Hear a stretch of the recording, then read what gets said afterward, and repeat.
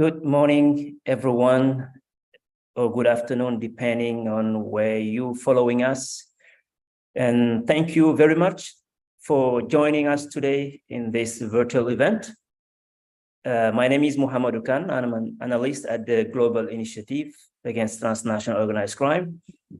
I am coordinating our research activities in Senegal and in Guinea-Conakry, and I'm based in Dakar. This event marked the launch of the Global Initiative report titled The Atlantic Connection, the PCC and the Brazil-West Africa Cocaine Trade.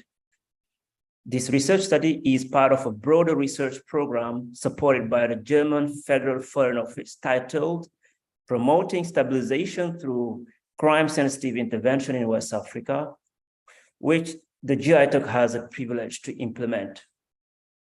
Cocaine trafficking through West Africa, following the well-established route from Latin America to the European consumer market, appears to be in a phase of sharp growth. Since 2016, the majority of the consignment transiting West Africa begin their journey in Brazil. The Primeiro Comando da Capital, PCC, which is the largest criminal organization in Brazil, is pivotal to understanding Brazil's newfound importance for cocaine in West Africa. Before we continue, we are going to just remind you some housekeeping point. First, this webinar is recorded and live streamed. Presenters will speak in French and Portuguese, and simultaneous interpretation will be provided in French and in Portuguese. So please click on the interpretation button at the bottom of your screen and select the right language you want to listen in. We also ask the audience to remain on mute throughout the event. We will be taking questions through the Q&A chat function. We are privileged today to have with us Mr. Daniel Amampwa, Principal Program Officer and Project Coordinator at the ECOWAS Commission, who will deliver the opening remark. So, without further ado, I would like to hand over the floor to Daniel. Over to you, Daniel. Thank you very much, Ken, and good morning and afternoon, depending on where you are. I bring you greetings from my commissioner, Professor Fatou Sousa, and my director, Dr. Sintiki. Over here from Abuja, we are excited to be part of this program. And it is my pleasure to welcome you to the launch for the research study titled, as was mentioned by King, Atlantic Connections, the PCC and the Brazil-West Africa Cocaine Trade. This research was undertaken as part of a broader research program supported by the German Federal Foreign Office, which is titled Promoting Stabilization Through Crime-Sensitive Interventions in West Africa. Cocaine trafficking from Latin America through West Africa to the European market is not new. However, it currently appears to be in a phase of sharp growth. And according to the 2021 Organized Crime Index, not only is the cocaine trade among the most prominent criminal markets in West Africa, but it is the criminal market that registered the greatest increase in pervasiveness across West Africa between 2019 and 2021. This trend has not abated in 2023, as shown by the 2023 index data published last week, which showed that the cocaine market continued to grow, increasing considerably to become the most pervasive criminal market across the region. Since 2016, most consignments transiting West Africa have begun their journey in Brazil. The Primeiro Comando da Capital, PCC, the largest criminal organizations in Brazil, which has significant influence over the country's cocaine markets, is therefore pivotal to understanding Brazil's newfound importance for cocaine in West Africa. Yet often, the study of drug markets is geographically siloed, with Latin America researchers focusing on dynamics on the continent and a separate set of individuals working on dynamics in Europe or West Africa. But working in these distinct groups risks missing the bigger picture. The interlinkages between dynamics in different parts of the world. This research is therefore part of the effort to break down these silos and explore how the PCC's emergence and evolution in Brazil is shaping cocaine markets in West Africa, as well as Europe. West Africa continues to be predominantly a transit region. Most of the cocaine entering the region moves largely towards Europe.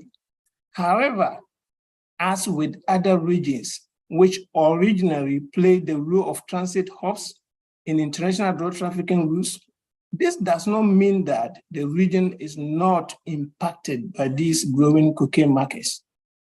Domestic consumption across countries in West Africa, a spillover effect from the bulk transit trade, appears to be growing.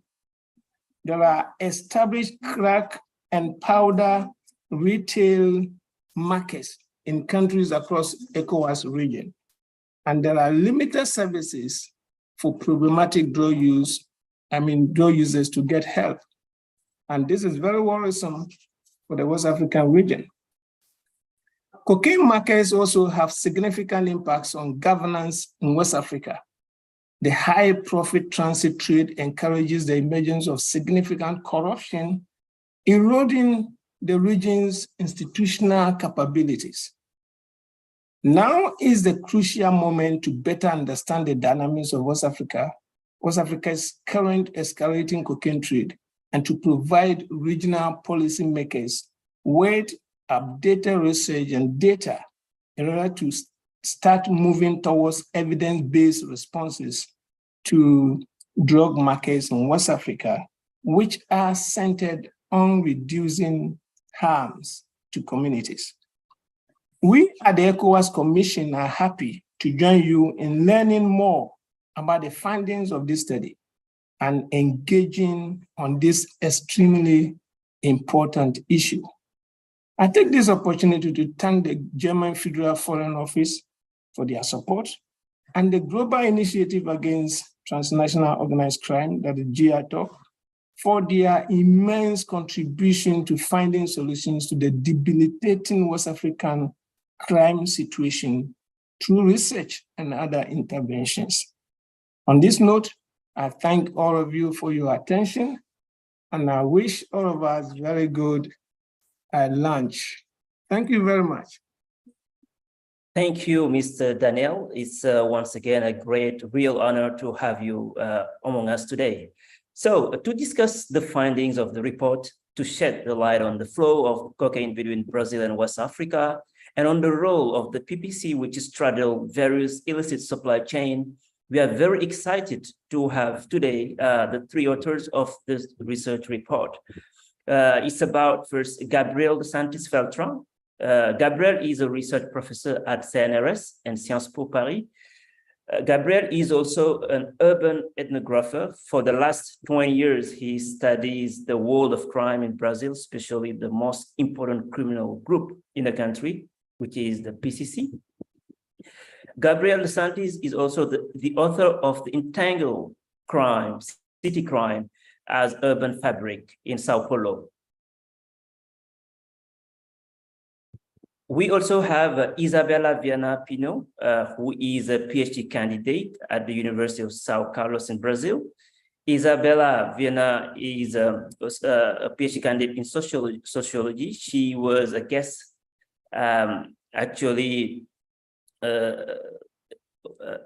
she was a guest sociology PhD candidate at the Danish Institute for International Studies and part of the Peace and Conflict Unit in 2022 and 2023.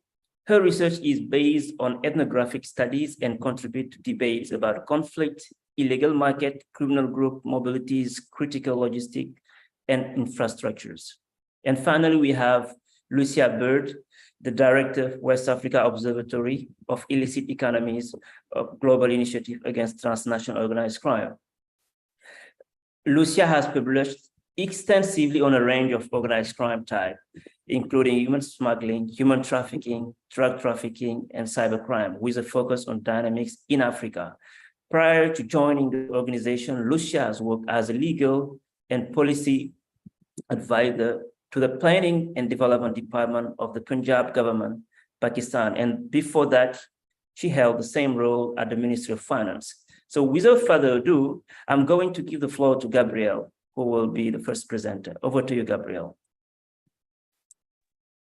Thanks, Mohammed. Thanks for this kind presentation. Well, the idea of this report is actually very simple. It's a collaboration between me, Isabella, and Lucia. We three will speak about parts of this report. And we have an argument that is also a research hypothesis that, and also, I would say, a research statement to be developed. And this report brings this statement to light and to be discussed with you. The idea is very simple. We are watching a huge transformation in cocaine international flows, and this is something we have to understand. And if we cross our regards, our perspectives from Latin America, West Africa, and Europe, we could advance some ideas about what is happening in this huge transformations in cocaine trafficking.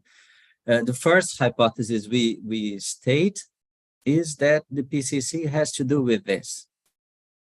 So my part of this presentation is to present this criminal organization that is growing for 30 years now in Brazil.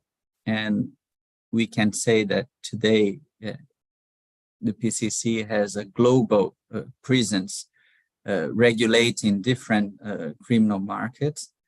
Then Isabella will talk about her work on the Santos port in Brazil, and then Lucia will present her findings in related to what is happening in West Africa.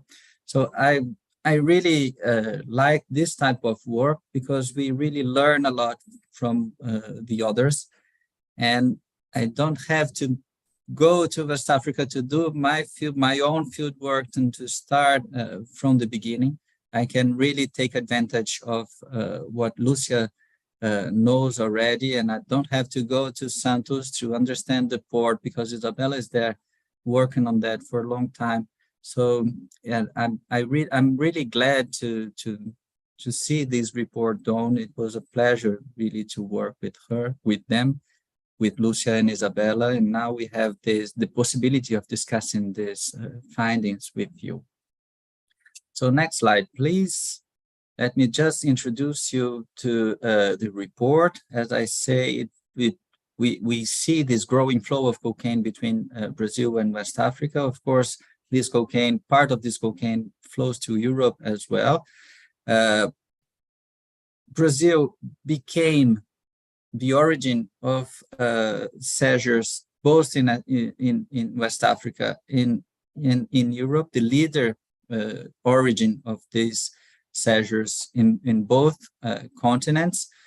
And our hypothesis is that understanding the PCC, understanding the most important Brazilian criminal organization, its structure, its expansion, its modes of action in Latin America, we can understand what is happening in these more broad value chains.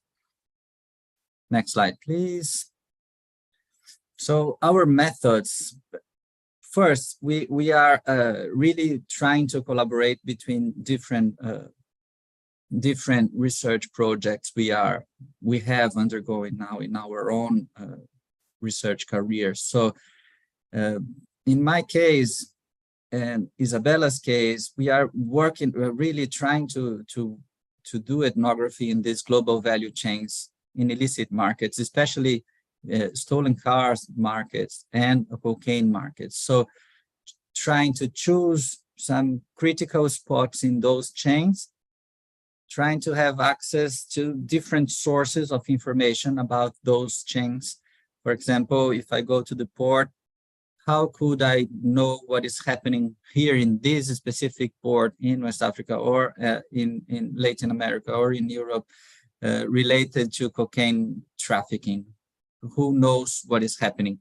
So we will, of course, try to reach as much as information we can, talking with people who are linked to criminal networks, who used to be linked to criminal networks, talk to people in the justice system, talk to the police, talk to the people in the customs, and et cetera, to gather some information. And then with observation, with interviews, with documents, with secondary data, we can formulate, we can reconstruct the journeys of those goods and how they are regulated by the criminal networks, but also by the state, the laws, the protection markets, etc. And we try to compare these different parts of the chain, trying to reconstruct really what is happening in those cases. Next slide, please. So still in terms of methods, we are really mixing techniques of qualitative research and sometimes using quantitative data as well. So for Latin American part of this report, we used mostly our qualitative work based on a long-term ethnography we are developing in the country. For the West African part of this report, Lucia worked with a lot of documents she could gather, and also some qualitative research she did. So we could discuss these possibilities of collaboration also in methodological terms. The important thing here for me is the last statement. We have to have a research team. We have to have a collaborative network to understand those really global networks that are very hard to study. Next slide, please.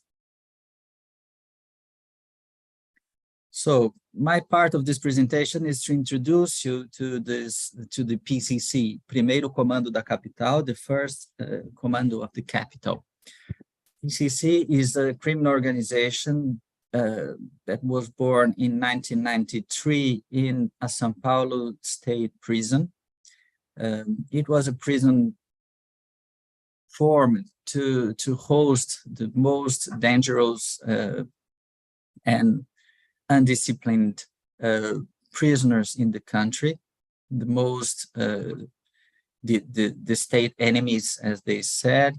And in this prison, there was a lot of violence among prisoners and from the state towards prisoners. And 8 guys decided to protect themselves, creating this organization that in the first moment was a football team. And they killed some enemies, and they started to have a kind of domination in one single prison in the state of São Paulo. And they decided to create some norms and some rules to avoid violence among prisoners and to improve their capability of confronting the state guards. And it rapidly became something very well known in this specific prison and in other neighbor prisons. And of course, the law in those prisons in the 90s in Brazil was the law of the strongest, the law of the one who is more violent and more able to use the force. And with the PCC, it changed a bit in these specific prisons. They introduced a kind of justice system in these prisons. So the prisoners who had some trouble, they could ask the PCC guys to mediate and to solve the problem and to make a kind of debate where people could argue and say, okay, I think I'm right in this position and this guy was not right at all. So let's listen to people and let's solve the problems. It became a source of legitimation for the PCC inside the prisons. And at the same time, the São Paulo's government decided to increase the prison system. So a lot of guys who were starting to deal with different criminal markets in São Paulo's neighborhoods were sent to prisons. And in my field work, I started to hear those phrases that are stated in this slide. So I started my ethnography in São Paulo late 90s, and I started to listen to those things outside the prison. So the PCC grew up inside the São Paulo's prisons during the 90s, and during the 2000s, we started to hear about PCC's prisons in a lot of favelas, a lot of poor neighborhoods throughout the city. So they told me about this white flag. So we used to have a war, like guys were killing themselves because of the criminal markets. And now the PCC is here, we have this white flag up, and they're not allowed to kill anyone. We are in this PCC order. In some years more, they started to talk about money and how, like, the PCC regulated some drug markets and stolen car markets and other markets and etc. And then we started to hear about like huge money and people traveling to the port and traveling to the borders and really increasing their dominance in the value chain of different criminal products. Then we started to hear about cocaine, and different types of cocaine. And I think Isabella will tell us about it a bit. But the PCC was in 15 years an organization that started in the prisons doing like a war against the state, and it passed through a transnational criminal organization regulating criminal markets. Next slide, please. I'll do it quickly. So more or less same thing. We saw these different phases of the PCC, and at the beginning we were worried about this type of the organization, and then we started to hear about markets. So it started by a political system, I would say, an internal and a criminal form of administration of violence, and how to regulate the use of force and this informal sense of justice. And then it became an organization more related to markets. Next slide, please. At the same time, we were studying the PCC and in its structure. We started to hear about the international presence of the organization. So the PCC in Paraguay, PCC in Mozambique, PCC in Mexico, dealing with Mexican cartels, and then with Colombian groups, and then with Hezbollah there was a lot of news talking about the PCC connecting to those different mafias. There's huge evidence that PCC is working in partnership with different mafias around the world, and especially Italian groups and Latin American groups. But the cocaine markets were key for us to understand those connections. So after studying the PCC for a long time, I formulated this idea that the PCC works not as the other Brazilian groups. It's not a cartel, it's not a mafia. It is a secret society. So PCC has a lot of independence. The people who are part of the organization, they can act economically in a very free way, an independent way, and at the same time, the regulation of their actions will come from the different parts of this secret society. So the PCC is not territorial based.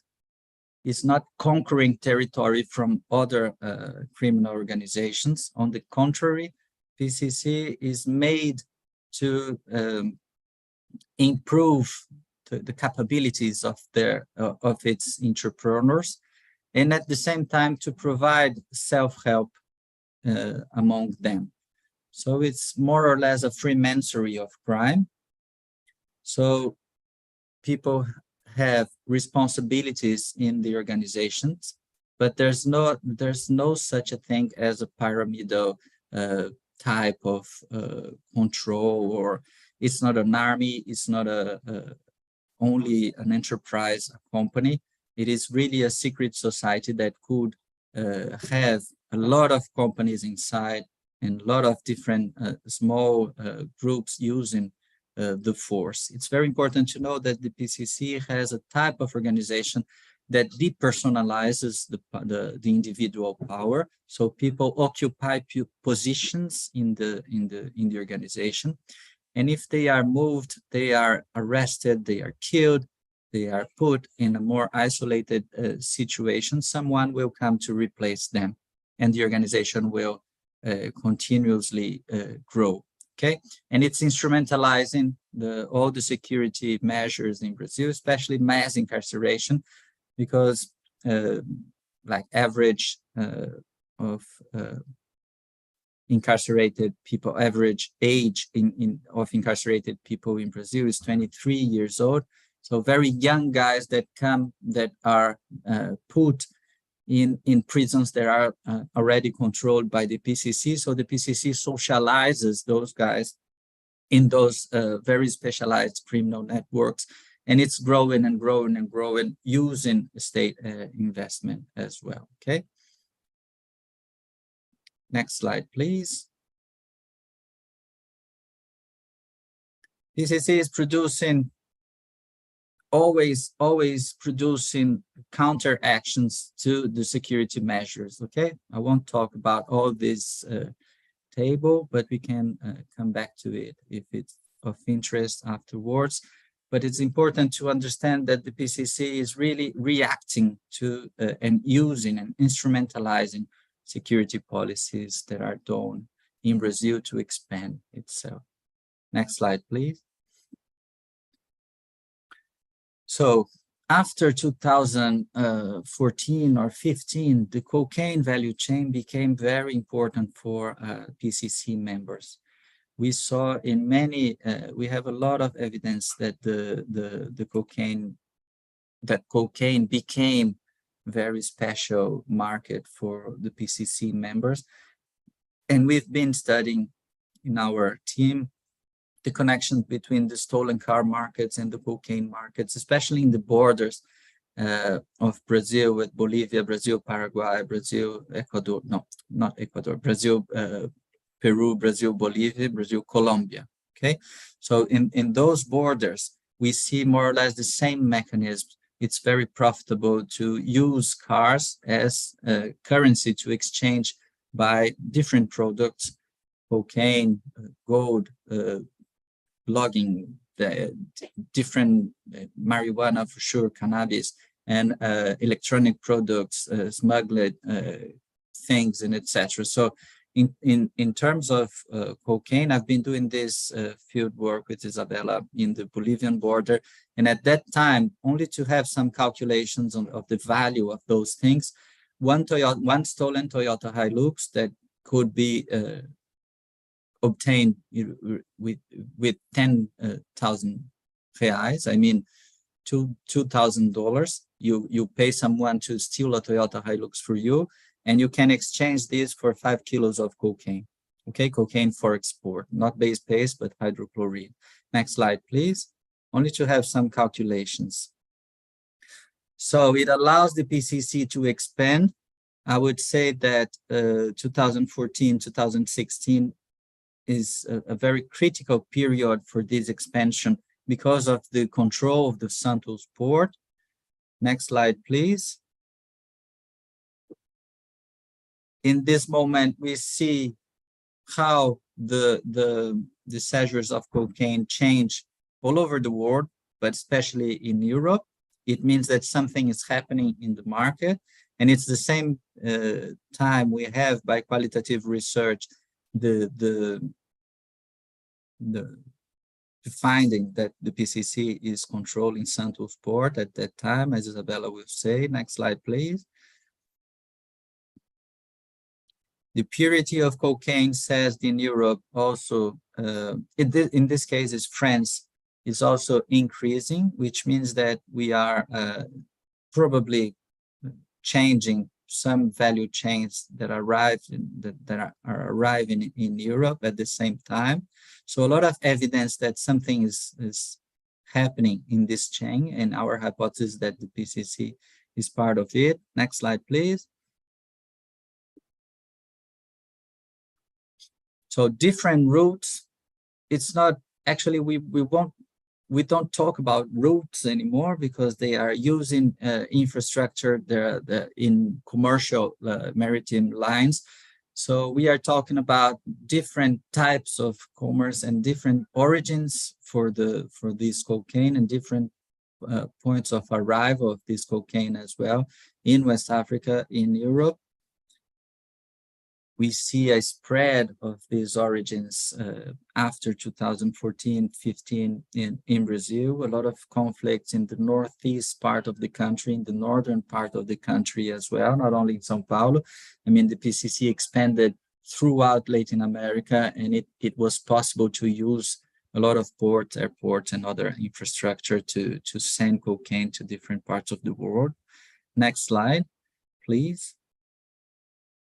And just to finish those calculations, so we said only one single Toyota Hilux, 5 kilos of cocaine. When we were doing field work in Europe, in the retail market of cocaine, we found different prices. In Berlin, 100 euros, $115. In Paris, where I'm based now, $80 a gram of cocaine. It means that one single stolen car in Latin America will make almost $600,000 circulate in Europe. Okay, so we are talking about entangled markets. The thief who is robbing this Toyota Hilux is earning $250. He's hired to steal a car and to exchange, and someone will exchange this by cocaine. Of course, different wholesale and retail dealers will earn a lot of money with this. Also, there's a lot of legal markets being fed by this money as well. And we have this violence and homicide rates especially concentrated among the low-skilled operators of those illegal markets in Latin America. Sorry if I spoke too much. I pass the floor to Isabella. Thank you very much. Olá, boa tarde e bom dia a todos, a todas, dependendo de onde cada um está. Eu quero primeiro agradecer essa oportunidade de estar aqui hoje ao Gabriel, à Lúcia, por ter trabalhado junto nessa elaboração desse relatório, e por todos que estão aqui ouvindo. Eu vou falar principalmente do Porto de Santos, que é o local onde eu faço a minha pesquisa de doutorado, e que no relatório a gente comenta sobre esse porto. Então, voltando um pouco ao que o Gabriel estava dizendo inicialmente, o foco desse relatório é principalmente nesse fluxo de cocaína que sai dos países da América Latina e que vão para a África Oeste, né, para a África Ocidental, para esse lado da África, e que também a África Oeste tem se tornado um ponto, um entreposto, um país um lugar de trânsito dessa cocaína que vai, sobretudo, também para a Europa. Então, o nosso foco é nesse fluxo de cocaína, e esse fluxo de cocaína que chega, principalmente na West África, ele vem, principalmente, sobretudo, do tráfego marítimo. Então, ele vem principalmente por navios e passa por portos. E o Brasil, pelo que a gente tem observado nos dados, né, primeiro também a gente tem visto uma expansão muito grande, um crescimento muito grande desse fluxo de cocaína. E o Brasil, ele tem sido o ponto de origem mais comum dessa droga. E por quê? Então, falar um pouco sobre isso, né? O Brasil não é um país produtor, e por que o Brasil tem se tornado um protagonista nesse fluxo, né? Nessa circulação da droga. E aí, nos últimos anos, então, nós temos visto esse crescimento, tanto nas quantidades, no volume de cocaína que tem sido apreendida, né, que tem circulado, como também no número total de apreensão. E nós sabemos que esses dados oficiais de apreensão, eles representam, na verdade, uma pequena parcela da cocaína apreendida. Na verdade, tem muito mais de cocaína que circula. E isso está relacionado, como o Gabriel falou, nosso argumento, à expansão também desse grupo criminal, dessa facção criminosa que se chama Primeiro Comando da Capital, o PCC. Então, assim, entre outros fatores, por que o Brasil tem se tornado aí protagonista nesse fluxo, nessa circulação da droga? A gente argumenta juntos aqui no relatório que o Brasil ele possui uma infraestrutura eficiente marítima, né? Não só dos portos, mas marítima, rodoviária, aérea, eficiente e integrada também a uma logística que foi construída e que é diferente dos países produtores, principalmente de onde vem essa droga. Can you change the slide, please? Então, comparativamente à Bolívia, por exemplo, e ao Peru, países produtores, né, de onde vem a cocaína, o Brasil tem uma infraestrutura mais integrada. E não só isso, né, a infraestrutura ela não funciona se não tiver pessoas operando, essa logística precisa de uma rede de pessoas que façam com que essa logística funcione e que essa infraestrutura opere. Então, junto com os portos, com as rodovias, tem uma rede criminal, principalmente que a gente está falando aqui do PCC, que foi construída nos últimos anos, não foi algo de uma hora para outra, e que ela foi se expandindo, né? Então, além da infraestrutura que o Brasil oferece hoje, também essa infraestrutura criminal de pessoas e uma rede de proteção atrelada a ela, que tem facilitado, digamos, que tem feito com que essas diferentes rotas, diversas rotas de fluxo de cocaína tenham se expandido, atingindo aí os países da África, né, e da Europa.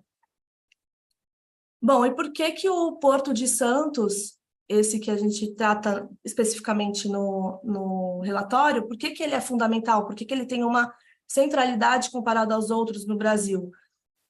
E por que ele tem esse papel importante na viagem, na jornada do cloridrato de cocaína? A gente está falando aqui principalmente do cloridrato de cocaína, que é esse de maior pureza da droga que vai ser exportado, diferente da pasta base de cocaína, que é aquela que fica mais no território brasileiro para ser consumida aqui dentro, né, no mercado interno. Então, o Porto de Santos ele tem esse papel fundamental na viagem da droga que vai através do Atlântico, né, por isso conexões atlânticas do Oceano Atlântico em direção à África Ocidental e também à Europa e à Ásia.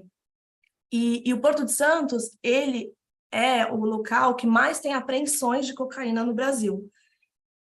Só para ter uma dimensão, e a partir de 2014, principalmente a partir de 2015, você tem um crescimento muito grande, não só das apreensões, mas também com outros dados que a gente trabalha, como dados qualitativos, com entrevistas, com notícias, enfim, mostram que essas apreensões, não são apreensões, mas essa circulação de cocaína tem crescido muito no Porto de Santos e no território brasileiro, e não só no Brasil, mas na Europa, enfim, na produção, tem um aumento de toda essa cadeia de cocaína. Então, o Porto de Santos, ele representa grandes números de apreensão de cocaína no Brasil. Para se ter uma ideia, de 435 quilos em 2014, foi para 27 toneladas em 2019.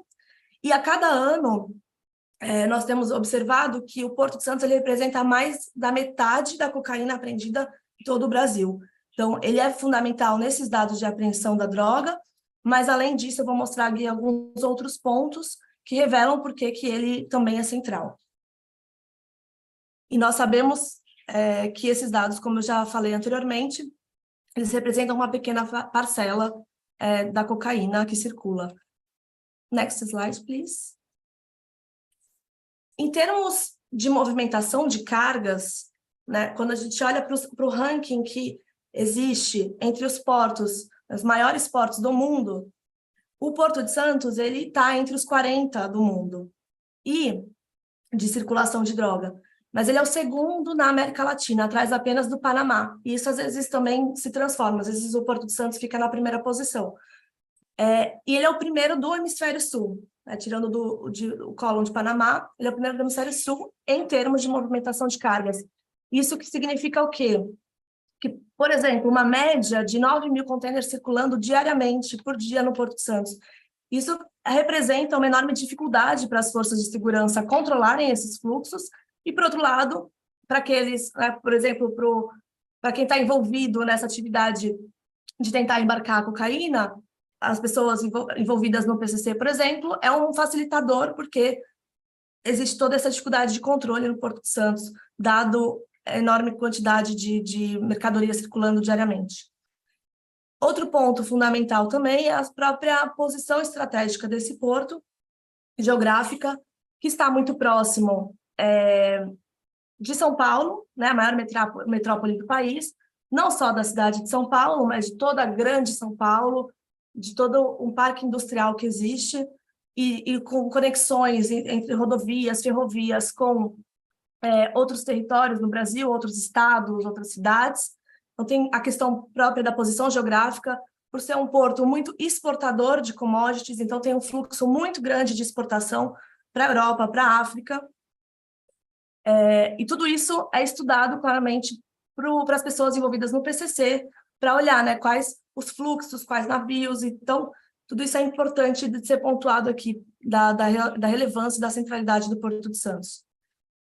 Outro ponto é que o Porto ele tem há anos, né, isso não foi de uma hora para outra, como eu havia dito, ele tem uma presença muito forte, uma atuação muito forte dessa facção que o Gabriel explicou para a gente, né, do PCC. Então, é um território muito importante para as operações dessa facção, desse grupo criminal. E o envolvimento do PCC, a atuação desse grupo, não começou no início dos anos 2000, na Baixada Santista, nessa região de Santos, se iniciou ali no início dos anos 2000. Porém, né, mais recente, principalmente na década de 2000, essa transformação, essa expansão do PCC, que antes estava mais focado no mercado varejista de pasta base de cocaína, para um mercado internacional, para um tráfico internacional de cloridrato de cocaína. Então, a partir da década de 2010, o grupo ele se expande das favelas, das periferias, na cidade de Santos e na região de Santos, para o Porto. Então, é isso que a gente observa e argumenta também no artigo. Então, para essa cadeia de valor transnacional de cloridrato de cocaína, a partir aí da década de 2010, principalmente 2015. Next slide, please. Então, a área de influência do grupo, do PCC, ela se expandiu, ela se estendeu da cidade até o porto, à medida que o próprio PCC, o próprio grupo, a facção, ela começou a exportar para outros grupos criminais, então para outras máfias, outros cartéis, né, como a gente argumenta junto com o Gabriel, principalmente, não consideramos o PCC uma máfia, e sim uma sociedade secreta, mas o PCC ele faz muitas alianças comerciais com outros grupos, como, por exemplo, a máfia italiana que a gente comenta no artigo, né, Ndrangheta. Então, o porto ele também serve nessa cadeia de valor da cocaína enquanto um nó crítico que passa, né, várias rotas aí da droga, e porque ele é um hub, como se fosse um hub logístico, bem estabelecido e com redes criminais que também tenham proteção por trás, né, com redes criminais fortemente e altamente integradas a essa logística. Essa logística que a facção usa, ela depende, né, de um conhecimento também das barreiras policiais, das tecnologias como o scanner, de controles, né, das fiscalizações. Isso é preciso com que isso não aconteceu de uma forma repentina, né, como já falei algumas vezes aqui, mas com o estabelecimento do comando, do primeiro comando da capital, dessa facção, com o tempo.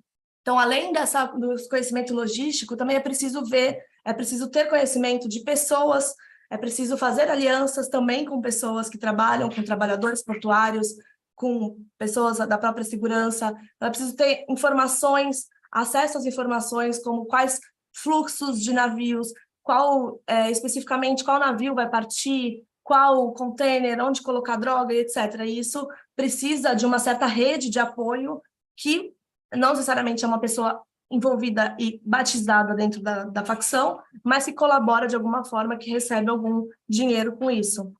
Então, o primeiro comando da capital, o PCC, ele já possui essa experiência, esse conhecimento, esse contato com pessoas da região da Baixada Santista e essas redes de proteção que colaboram nessa atividade ilícita, né, de tráfico internacional da cocaína. Isso que o PCC tem construído nos últimos anos aqui na região. E um exemplo de como o Brasil percebeu esse fluxo para a África Ocidental é a utilização e a portaria que foi criada, que obriga que todas as mercadorias que vão para a África sejam também passadas por scanner em 2019. Primeiro essa portaria surgiu com as mercadorias que eram exportadas para a Europa e agora também na África. Então, isso mostra como também o Brasil tem se atentado a essa questão dos fluxos da droga que vão para a África. Next slide, please. E aí, para finalizar, eu queria pontuar com vocês que não é só o Porto de Santos que tem se tornado relevante e utilizado pelo PCC e por exemplo, por outras facções no Brasil. Mas o que a gente tem observado nos dados, não apenas oficiais, mas também fazendo pesquisa com diversas pessoas, é que outros caminhos, outros fluxos, outras rotas estão sendo utilizadas, podemos dizer, para evitar o controle dos scanners, mas também por uma estratégia das próprias pessoas, para cada vez mais como uma estratégia de mercado, de utilizar outras rotas. E aí, o que nós temos observado é que outros portos começaram a aparecer enquanto centrais também nesses diversas rotas que vão para a África, que vão para a Europa. Então, o Porto de Santos ele é o pioneiro, digamos assim, ele já tem uma certa hegemonia dessa facção, porém, outros estão aparecendo nos dados, como o Porto de Belém, o Porto de Salvador, o Porto de Paranaguá. Então, esse gráfico ele mostra um pouco dessa centralidade do Porto de Santos, em azul, mas que outros portos estão começando também a serem utilizados pelas facções e também as próprias forças de segurança olhando e tentando ter mais controle nesses portos. Então, esse é um fenômeno que tem acontecido a partir de 2019, da diversificação das rotas marítimas, da utilização dos portos. Vou passar agora a fala à Lúcia, e obrigada. Thank you, Isa. I'm going to develop some of the themes that my colleagues and co-authors have spoken to and shift our lens of focus to West Africa. And here on the slide, you can see cocaine seizures over time in West Africa. And the slide really speaks for itself as to why are we talking about cocaine in West Africa now. because it really does seem that we're at a moment of transition, of flux in global cocaine markets, and particularly in the role that West Africa is playing. Now, we reached an unprecedented level of at least 24 tons seized in West Africa last year. Estimates are very difficult, but this is probably between a fifth and a third of what ends up on European markets. Now, it's important to underscore that seizures tell us a lot more about interventions and gaps in protection structures than they do about the volumes that are being trafficked.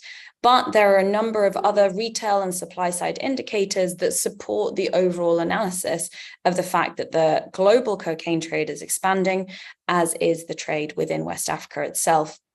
We have some of the indicators mentioned by my colleagues: record-breaking cocaine production in Latin America, ever greater European consumption and seizures, but also from our ongoing monitoring and our work in West Africa, we have reports from across the region that the cocaine market is escalating. Now, we don't have comprehensive data on drug use in West Africa. That's not quantitative data sets that currently exist in a reliable way.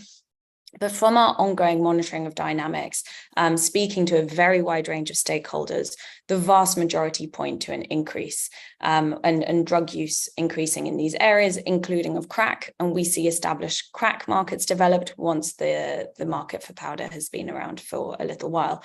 And crack is an extremely profitable market. So once it gets a grip, it does tend to continue expanding.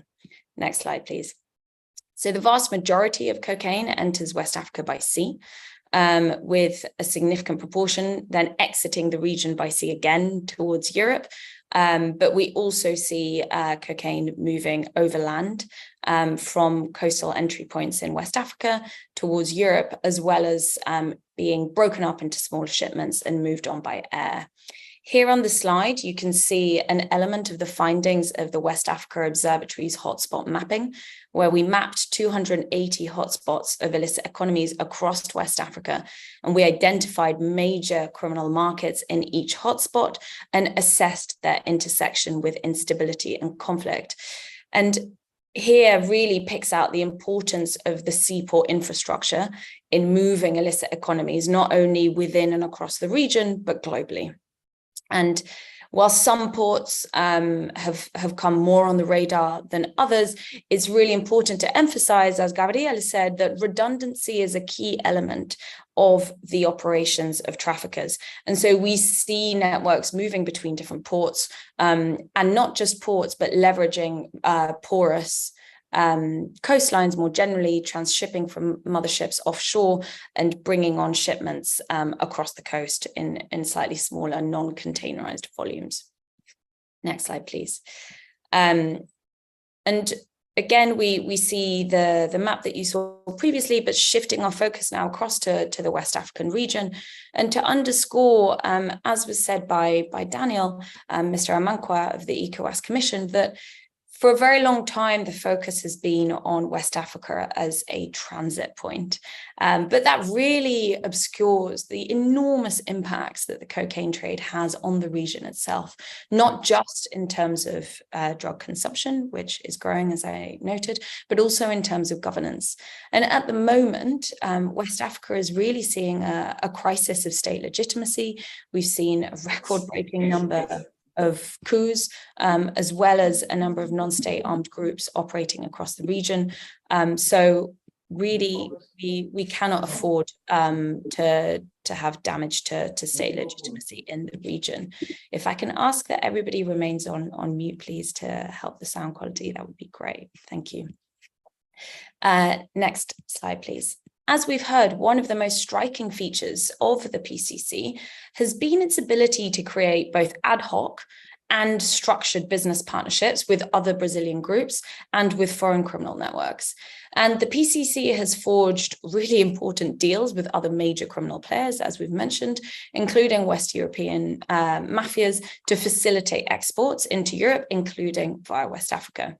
Now, two alliances are particularly important for the flow of cocaine from Brazil through West Africa, and I'll spend a little bit of time on those. Firstly, Nigerian networks, and secondly, the Ndrangheta. Turning first to the Ndrangheta, this is the Ndrangheta mafia has operated in Brazil since the 1970s, but the alliance between a number of Ndrangheta clans and the PCC appears to have really strengthened from the mid-2010s. And this cooperation between the two groups seems to underpin the significant large market shares that they hold in Brazilian and European cocaine markets. And in West Africa, the Ndrangheta appear to have been implemented in cocaine trafficking in countries across the region, including Niger, Ghana, Cote d'Ivoire, potentially Cape Verde, as well as others. And law enforcement investigations suggest that a number of the apical clan families, so namely those that are most senior and better respected within the Ndrangheta mafia organization, have been operating in West Africa, including the Comiso clan, as well as clans from other important Italian areas of San Luca.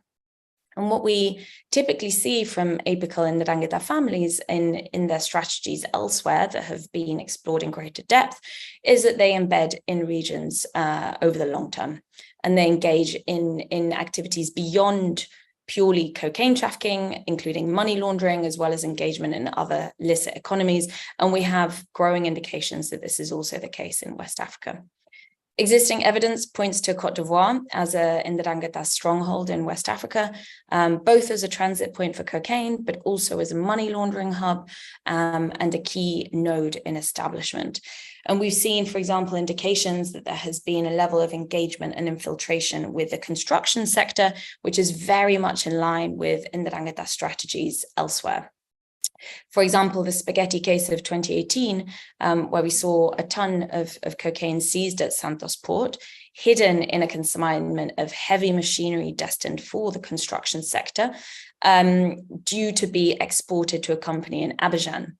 And this investigations then uncovered that this trafficking scheme was indeed orchestrated by Ndrangheta members of the Romeo Staku clan from San Luca, with the support of various linked individuals in Abidjan, including an Italian importer for the construction sector who operated with an Ivorian business partner. More recently, it also emerged that we have seen brokers from other important clans also operating in Abidjan, not just for their clans, but across a number of different Ndrangheta clans. And this broker, one of those that has been tracked, had a very close relationship with a key Ndrangheta intermediary with the PCC. So really seeing this kind of relationship spanning across West Africa and underpinning a degree of the flows there. And curiously, we see that the broker offers up Cote d'Ivoire as an important place to hide to some of his associates elsewhere in the globe, suggesting perhaps this perception that it's a good place to be a fugitive.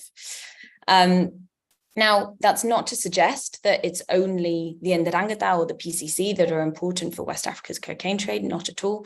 But it is interesting to note that the Organized Crime Index, the 2023 edition, which was published last week, does show in its 2021 edition that foreign and criminal actors were rated the highest in West Africa of any region in the world. In 2023, West Africa remained very high, but was exceeded by Southeast Asia, but remains a very high prevalence. To turn to a regional, but also extremely important actor, Nigerian trafficking networks. These relationships started emerging with the PCC as the Nigerian networks established themselves in Sao Paulo in the 1990s. So this is not a new relationship. And the process has continued to forge these ties with significant inward migration and investment, including around key events in Brazil, like the 2014 FIFA World Cup and the 2016 Olympic Games.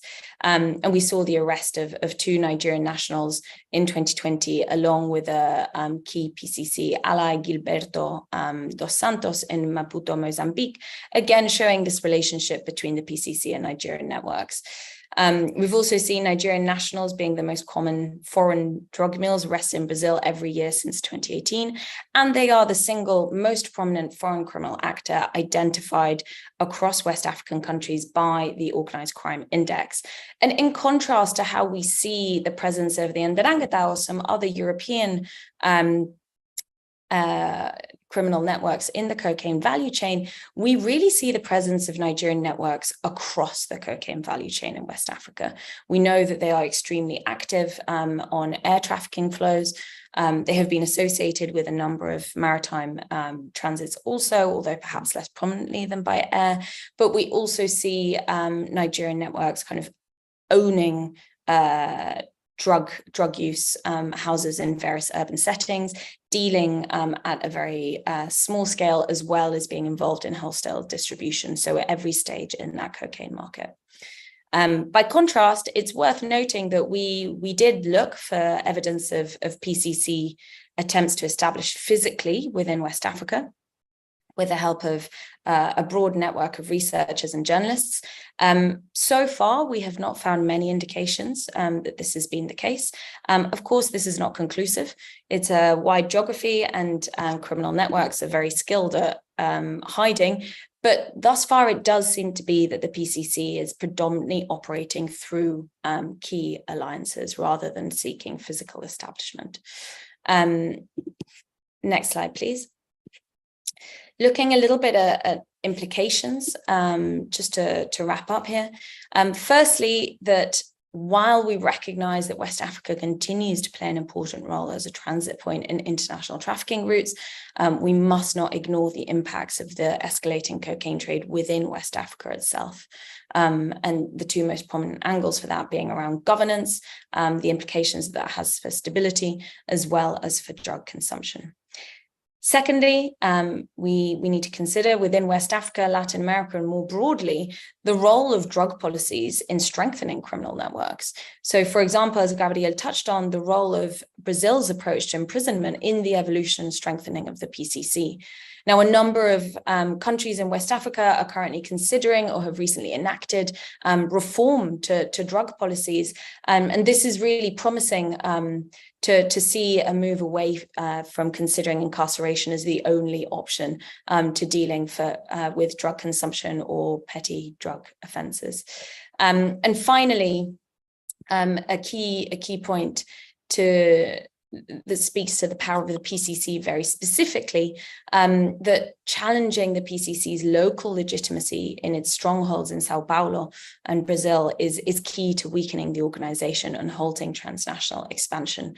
And a key element of that will be to provide a more favorable and attractive alternative governance mechanism by the state. So strengthening formal criminal justice systems, which make the alternative regulatory frameworks offered by the PCC less attractive.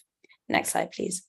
Thank you very much. Thank you also to my co-authors. Thank you for joining us today, and we're really excited to discuss your questions.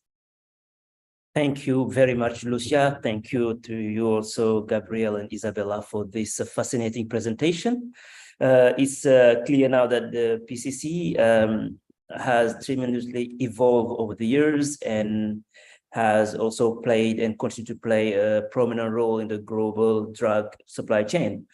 Our presenters also have come back to the role West Africa is playing as a transit point for cocaine trafficking from Brazil to Europe, including the role of the ports, but also the criminal networks such as Ndrangheta, but also the Nigerian criminal network. We are now going to take some questions from the audience. Once again, do continue to submit your question in the Q&A function, and we'll do our best to get through all of this. We going first to this is a question from Andres Monslev, who is asking about if you can advise which country in Africa has a drug going. Is Africa being used as stopping ground for dealers to distribute over Europe? Yes, maybe Lucia can answer this question. Of course. So cocaine is moving through many countries in Africa. And it's important actually to underscore that really we've been focusing on West Africa because that has very much been the focus of our research. But that is not to say that other parts of Africa are not important in the global cocaine trafficking market. We have seen indications that Southern and Eastern Africa is actually increasing in its prominence as a transit point for cocaine, as well as being home to very well-established consumption markets, particularly for crack. And we've also seen North Africa play a really important role. Now, to zoom back into West Africa, of course, for the bulk maritime trade, the coastal countries are the primary entry points. And then we see shipments moving on towards Europe, either over land, and we see routes going northwards through Africa, including through the very unstable Sahel, but also skirting the key areas of conflict and moving up through Mauritania, as well as repackaging by air towards Europe and elsewhere, and then repackaging to move onwards by sea as well. So yes, it is a transit point, but we do see a lot of overspill, and we see onwards movements by air, sea, and land. Thank you, Lucia, for this insightful answer. Another question from Daniel this time was asking to Isabella. She said that Isabella explained the significance of Brazil as a source of country, even though cocaine is not produced there, and showed a slide indicating an increase in cocaine seizure. In 2014, about 400 kilograms was seized, but in 2019, 27 tons was seized. And he's wondering why is this huge increase to 27 tons? Over to you, Isabella.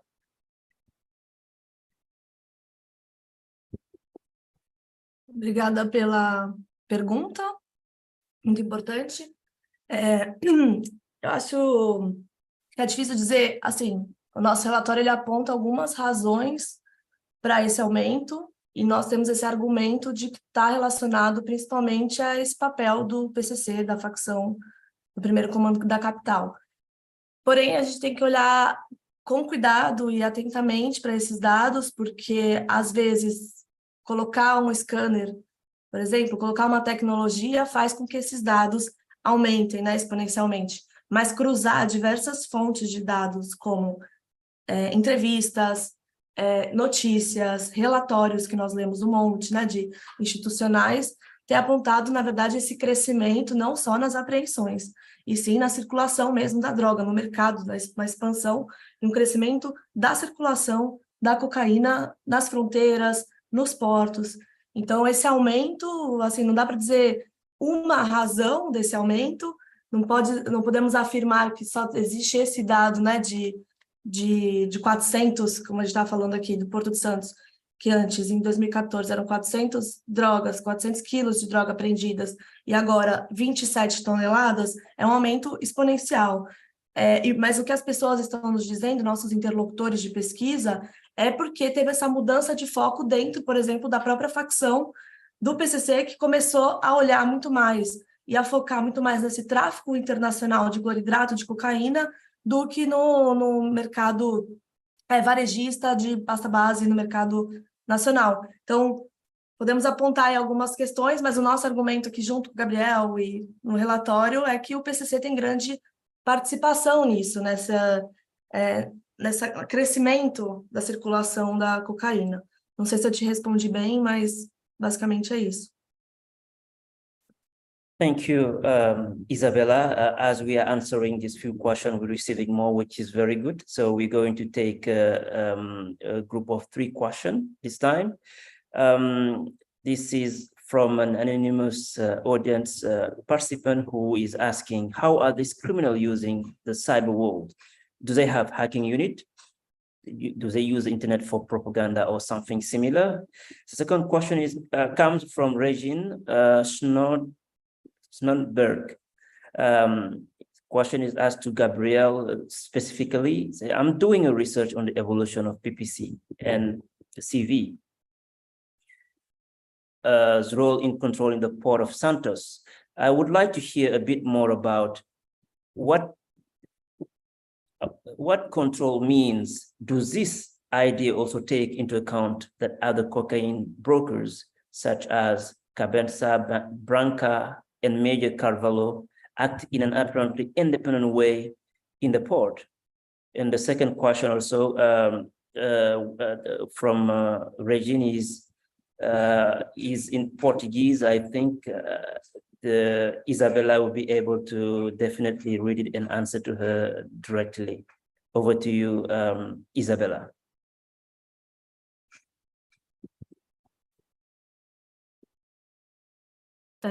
Sorry, for me, this question, or for Gabriel? Yes, the question is for you. It's the question written in Portuguese. Yeah. Okay. Sorry, I'm kind of lost because the KI questions here. And I am just looking for the question about CV and PCC. And can you repeat the question? I read it again for you. Okay. For me, I am seeing just one. São duas, Isa. Eu tô vendo essa. Vocês sabem que mercadorias. Qual é a outra? A outra é que o Major Carvalho e o Cabeça Branca, eles agiam independentemente no porto. Então, sobre o que eu tenho observado na minha pesquisa de doutorado, e que eu tenho argumentado um pouco mais, ainda é cedo, né, para dizer, é que nós vimos, assim, nos últimos anos, umas modificações no Porto de Santos, quando a gente olha para as ordens políticas, digamos assim, que estão em conflito em alguns momentos, em negociações em outros momentos no Porto de Santos. O que eu tenho escutado dos meus interlocutores nos últimos tempos é que existiam elites políticas, elites econômicas, que antes dominavam mais, digamos assim, tinham mais controle sobre o Porto de Santos e outros portos e as fronteiras, e com essa expansão das facções, isso tem se alterado. Porém, eu argumento que, junto com o Gabriel, existem ordens coexistentes sempre. Então, o major, eu estou falando isso porque estou tentando explicar o porquê do major, porque para mim são elites aí políticas econômicas, que elas tinham muita influência nas fronteiras, no porto, e que hoje em dia, né, você tem uma certa coexistência, mas que para mim as facções, elas disputaram esses territórios muito importantes para a circulação da droga, tanto as fronteiras quanto as próprias fronteiras dentro do Brasil mesmo, fronteiras interiores do Brasil, e também os portos. Então, o que eu tenho visto é que hoje, se formos olhar, antigamente você tinha mais esse controle das elites políticas, econômicas, hoje você tem essa expansão das facções, mas que isso não quer dizer que só as facções dominam esses territórios, dominam esses pontos, sozinhas, mas que existe muitas vezes uma coexistência de outras ordens, né, elites, etc., e que agora isso também está em aberto, não quer dizer que o PCC ele domina o Porto de Santos, ele controla o Porto de Santos e que não tenham outros grupos disputando esse território. Acho que isso tem se alterado nos últimos tempos, a gente tem ouvido outras questões aqui no Porto de Santos. Desculpa ter me perdido, porque aqui eu vou parar de ler, senão eu me perdi. Thank you, Isabella. Now I'm handing the floor to Lucia, who will answer the two questions from Matthew and from also another question regarding the cyber world. Over to you, Lucia. Thank you, Mohammed. And I'll answer this a little bit from the West Africa perspective and more globally, but if my colleagues want to jump in from Brazil, then go for it. In terms of cyber, we know that sophisticated criminal groups involved in the cocaine trade as well as drug trades more broadly are indeed using technology and cyber to communicate. Encrypted communications are a huge part of this picture. Many of you will have seen the Europol investigation a little while ago that cracked open EncroChat, which was a deeply encrypted communication network that was being used by criminal networks across the world to communicate. So we definitely do see technology being used to communicate, including encrypted technology and the dark web, but also crucially not the encrypted layers of the internet, particularly on the kind of smaller drug consumption sides. We also see this on the surface web. Turning to the question around the fact that cocaine transits areas of the Sahel and the links between the cocaine trade and militant groups there. There are a number of different non-state armed groups in the Sahel, and the relationship of each with the cocaine trade and the drugs trade in general is a little bit different. So in northern Mali, we have the political signatory groups like the CMA that are ultimately political insurgent groups that originally wanted the separation of northern Mali, that are, well, until it started falling apart very recently, have been signatories to the peace deal in Mali. Now, a number of senior elements of these non-state armed groups and figures allied to them have links to the cocaine trade, and that has been the case for a very long time, stretching back to the mid-2000s. If we're talking about violent extremist groups like JNIM or IS Sahel, the links are much less clear, and we know that huge concerns around a narco-jihadist nexus were really hyperbolized in West Africa and more broadly. And what we see is that JNIM and IS Sahel, they tax anything moving through the territories that they influence. So that could be foodstuffs, it could be fuel, or it could be cocaine. In some contexts, there may be an element of knowledge of what is in the truck, and then there is protection purchased, so financial flows going there.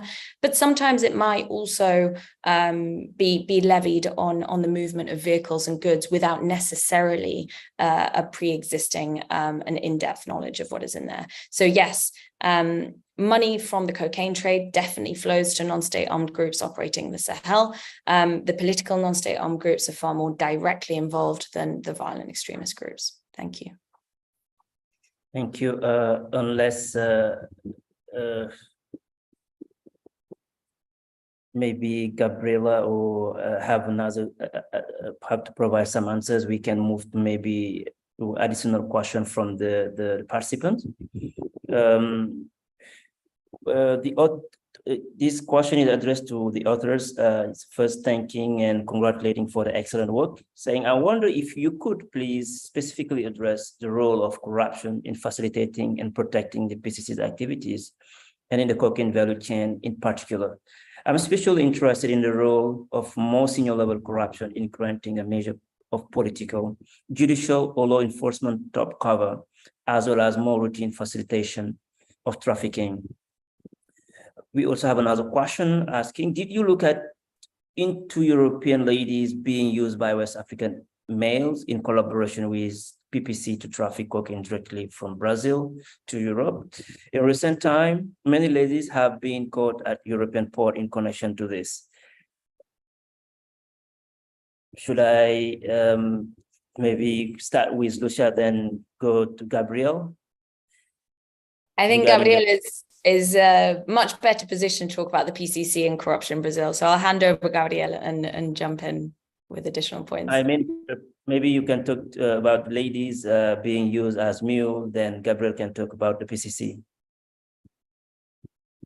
We can do that.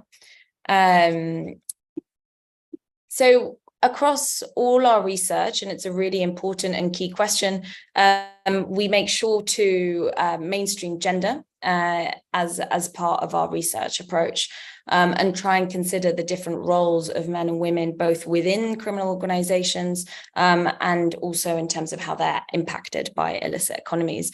And we know across West Africa, we have seen kind of trends fluctuate in and out of women being relatively prevalent in as mules, both in terms of by air and actually, interestingly, in trafficking a range of other commodities by land, leveraging kind of cultural stereotypes around involvement in crime. Now, European or or often actually dual nationals are particularly helpful because there's no visa requirement for moving into Europe in particular. So we do see dual nationals being particularly prominent on some routes. Thank you. Thank you, Lucia. Gabriel, about you? About corruption, in theoretical terms, we would say that for each illegal market, we will find a protection market aside.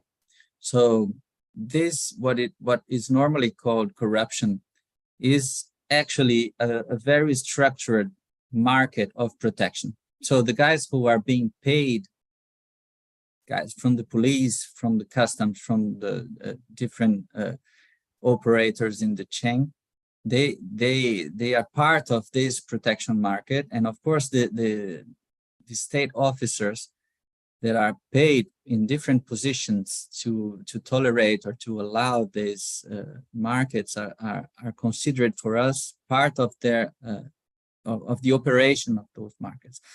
So in different points of the chain, in different spots, we have involvement of different corrupted groups, I would say. And for example, if we think about very small states in West Africa or in Latin America, I would, for example, think about the Nicaraguan state. We will have a kind of structural involvement of the government in the or state officers and corrupted officers in cocaine trafficking. When we are talking about huge states like Brazil, we have local groups being corrupted and being paid to make this cocaine circulate.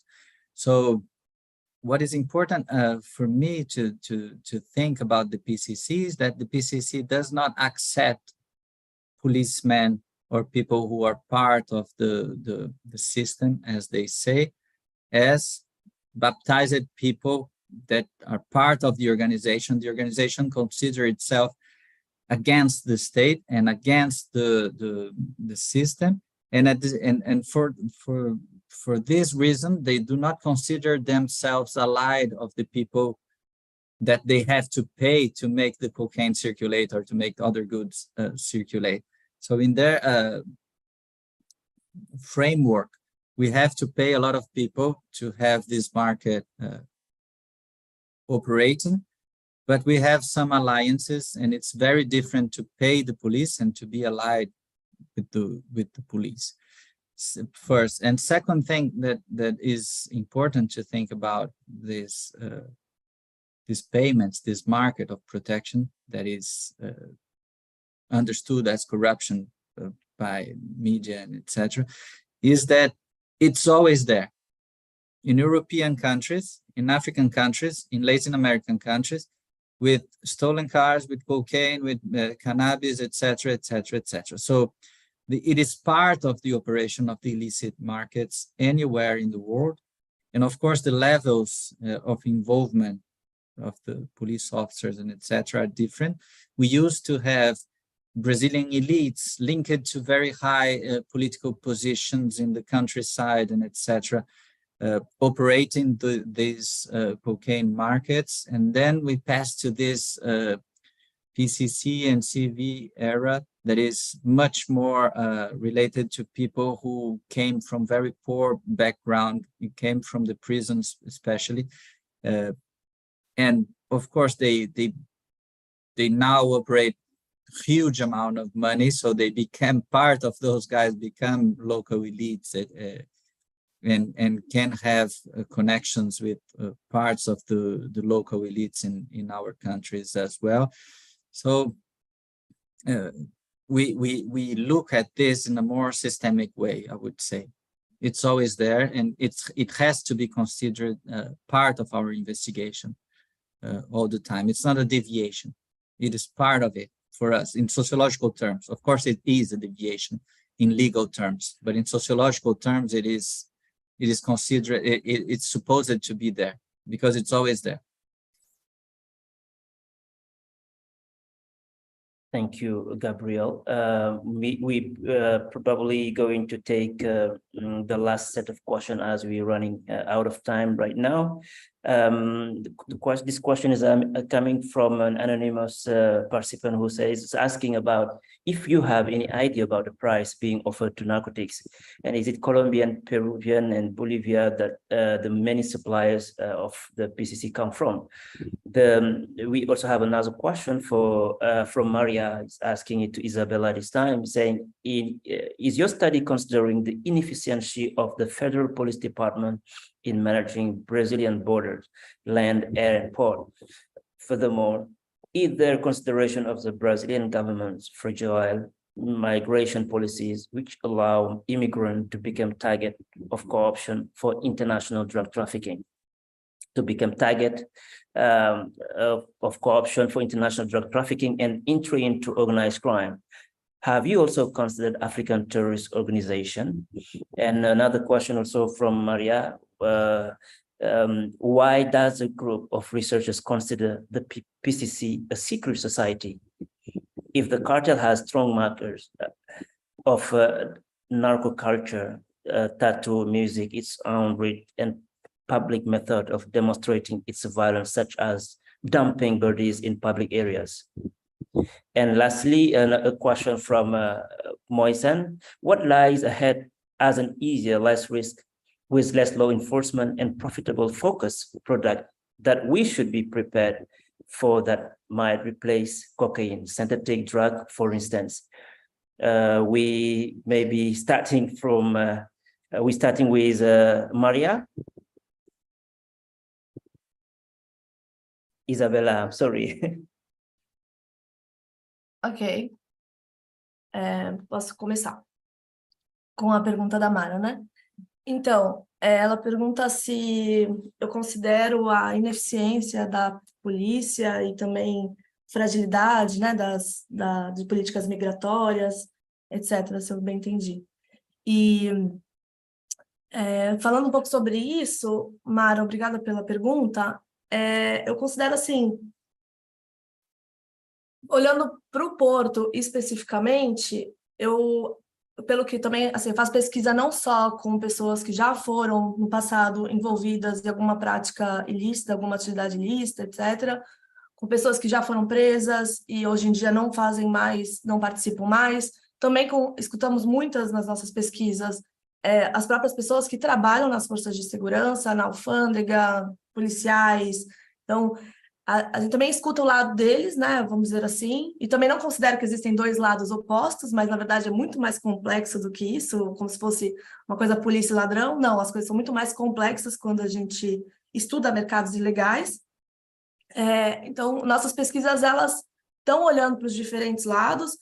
O que nos dizem as forças de segurança no Porto é que precisaria, digamos, de mais tecnologias, de mais pessoas e etc., mas, como o Gabriel falou, isso não é específico do Brasil, isso não é específico da América Latina. A droga ela está chegando nos grandes portos como Roterdã, como Antuérpia. Então, se a gente for falar que é uma ineficiência da polícia no Brasil, acho que não é esse o caminho que analiticamente a gente tem que fazer enquanto socióloga que eu sou, né? Acho que a gente precisa olhar para o que existe de política e no Brasil existe um grande financiamento de políticas públicas para a área de segurança, mas que nós vemos que são, muitas vezes, ineficientes, como, por exemplo, olhando para a cadeia como um todo da cocaína, que acaba sempre encarcerando muitos operadores baixos dessa cadeia, então, pequenos traficantes e etc. Então, você tem um grande encarceramento, você prende muitos desses operadores baixos, você mata, né? Tem muita violência para esses operadores baixos. E a gente está olhando para o atacado do Porto, e aí isso é um pouco diferente, é difícil mesmo de construir políticas públicas relacionadas a isso. Mas não dá para dizer que é ineficiente ou que não tenha, e etc. Sabe? Acho que na sociologia a gente não olha tanto só para fragilidade, para o que falta, mas assim, o que existe de projeto dos últimos anos, o que existe de projeto de políticas de segurança pública nos últimos anos no Brasil não tem sido eficiente no sentido de controlar as facções criminosas, de controlar o crime, né? Muito pelo contrário. Então, acho que é meio por aí, precisamos pensar em novas formas. E sobre se eu tenho considerado o grupo africano terrorista, não, No meu caso da minha pesquisa, não. Que acho que eu respondi as questões, não sei se teve mais algum. E obrigada, Mara. Thank you, Isabella. Gabriel, would you like to add something from what the participant has asked regarding the price of the cocaine? Regarding the price, it is very important for us. It's very different when we have a part of the chain where people buy something for 1 and sell for 1.1, or if they sell for 10. So the conflict here in the second situation will be much higher. The violence and the regulation will be much more disputed. So for us, it's very important to understand how much does it cost in each part of the chain, each type of operation. If we are talking about wholesale or retail markets, if we are talking like on-demand stuff, or people who are producing things to sell.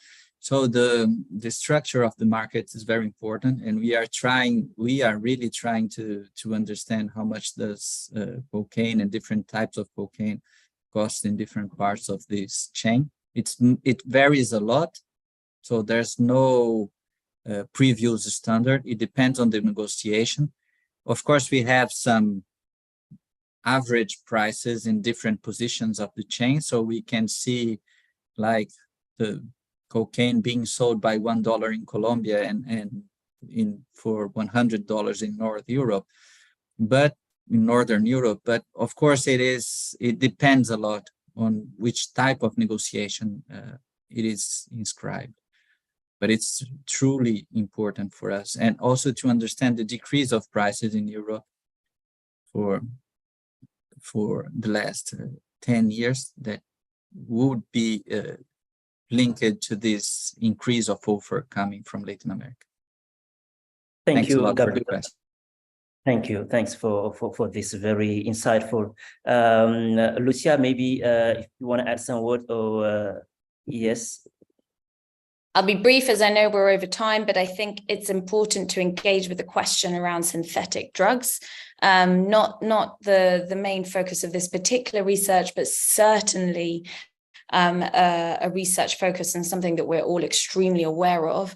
And a little bit as the question suggested, what happens when you kind of push down one criminal economy, you have others spring up. And we've seen in a number of drug markets, the interdiction efforts, actually predominantly against cannabis, have left gaps in the market where synthetic drugs have stepped in.